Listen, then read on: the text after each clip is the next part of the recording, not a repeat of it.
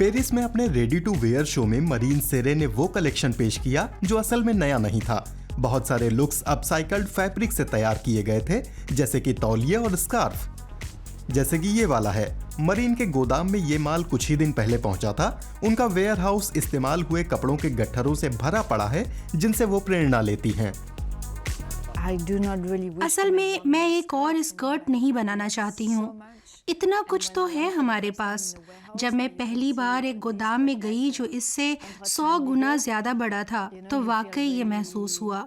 मैं तो रोने ही लगी थी, क्योंकि मैंने सोचा कि हम इस इंडस्ट्री का हिस्सा हैं। अगले 10 साल में हम लोग भी इन कपड़ों का हिस्सा बन जाएंगे। मुझे महसूस हुआ कि आज डिजाइनरों की भी पूरी दुनिया के लिए एक बड़ी जिम्मेदारी है। खारिज हुए कपड़े हफ्ते में 2 बार उत्तरी पेरिस स्थित उनके ब्रांड के मुख्यालय में पहुंचाए जाते हैं। हर चीज का मुआयना किया जाता है। रंगों के हिसाब से कपड़े अलग किए जाते हैं, उन्हें धोया जाता है। फिर मरीन देखती हैं कि वो उनका क्या करेंगी। जैसे कि ये बेल्ट एक पोशाक में तब्दील हो चुकी है। हाथ से इस पोशाक पर जितना काम हुआ है, उसके बाद तो इसे टॉप फैशन वाली कैटेगरी में रख सकते हैं। और एक मिनी ड्रेस में ढल चुके रेशमी स्कार्फ। इस पोशाक में हमने 5 रेशमी दुपट्टे लगाए हैं। घेरा बनाने में काफी दुपट्टे लगते हैं। हमने एक यहाँ लगाया है, और आप देखिए ये वाला स्कार्फ इस वाले स्कार्फ जैसा बिल्कुल नहीं है। इसका मतलब हर पोशाक खास होगी। अगर आप इसे दोबारा खरीदेंगे तो ये वाला स्कार्फ अलग होगा। कोई नहीं बता सकता कि ये जैकेट कभी एक तौलिया थी।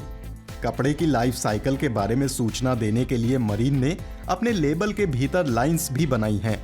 वो आधे चांद के अपने ट्रेडमार्क के साथ पोशाकें सजाती हैं। इस प्रिंट की बदौलत कई हस्तियां उन्हें फॉलो करने लगी हैं। इनमें अमेरिकी pop star Beyonce, model Kylie Jenner और ब्रिटिश गायक व गीतकार एडेल शामिल हैं। पेरिस में मैडोना की बेटी लॉर्डेस फुल बॉडी लुक में इस डिजाइन के साथ रैंप पर उतरी। शो के मेहमानों ने रिसाइकल्ड और रीजनरेटेड फैब्रिक के इस्तेमाल पर मरीन को सराहा था, जबकि पत्रकारों और इन्फ्लुएंसरों ने उसे एथिकल लग्जरी करार दिया था।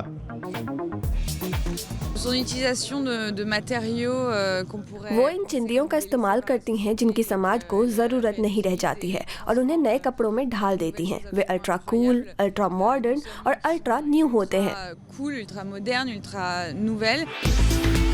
30 साल की डिजाइनर मरीन अपसाइकलिंग को महज शिगुफा नहीं मानती हैं। ये उनके बिजनेस की बुनियाद है। उनके बारे में बहुत सी चीजें काफी अलग हैं।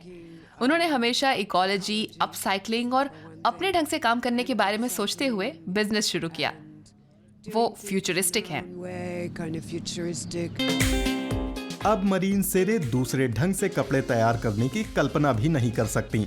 सस्टेनेबिलिटी पर केंद्रित अपने ब्रांड के जरिए वो साबित कर रही हैं कि भविष्य के फैशन में दोबारा इस्तेमाल की हुई चीजों की भी जगह होगी।